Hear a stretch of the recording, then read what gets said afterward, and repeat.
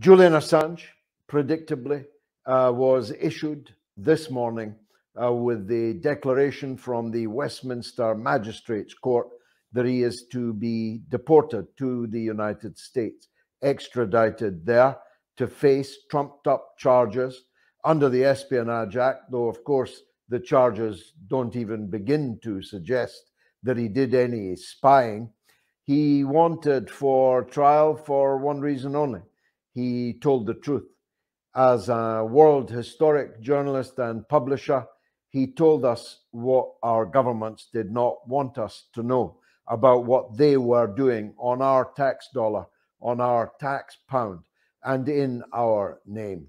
His war logs will go down in history. 500 years from now, people will still be studying them when they look back at the history, the bloodthirsty, heinous history of the empire at this point in its decline.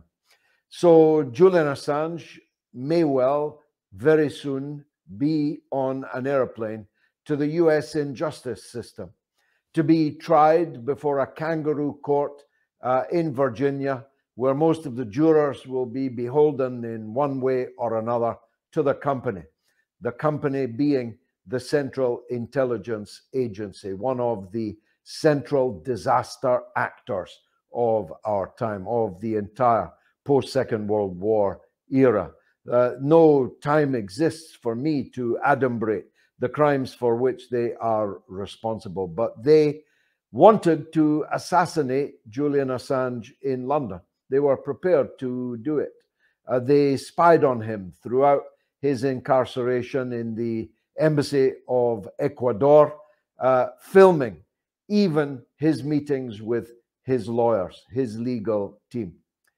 In any other jurisdiction, in any democratic country, the case of the United States would have fallen at that first hurdle when the prosecutor is spying on the lawyers and the client that they represent and knows every single piece of their defense because they have illegally bugged a sovereign embassy, then no case would survive that. It would be thrown out of court, but it has not been.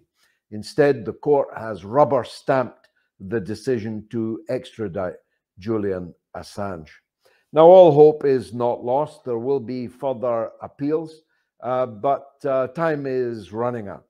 And the reality is that it's much more likely today that Julian will be sent to the United States injustice system, where he faces a maximum of 175 years in a supermax prison, never to be seen again, his face never to be kissed again by his children and his newly wed wife.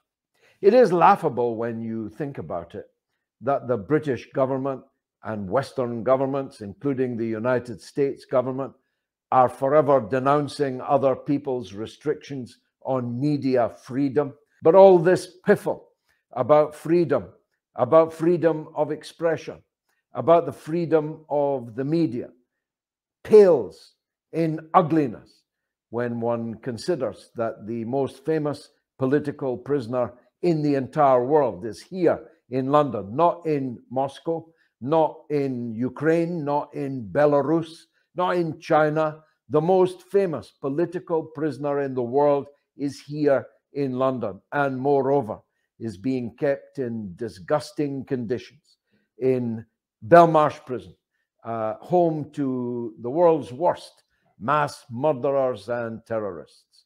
Julian Assange, a gentle man who has been broken on the wheel of British and American injustice. It is, for me, exceedingly painful to watch this slow crucifixion of a man I am honored to count as a friend. I have been with him from the first day. I'll be with him until the last day and beyond. And all I can say further at this stage is that Julian Assange will be remembered proudly in history long after his persecutors are forgotten. I don't have many heroes. but Julian Assange is definitely one of those.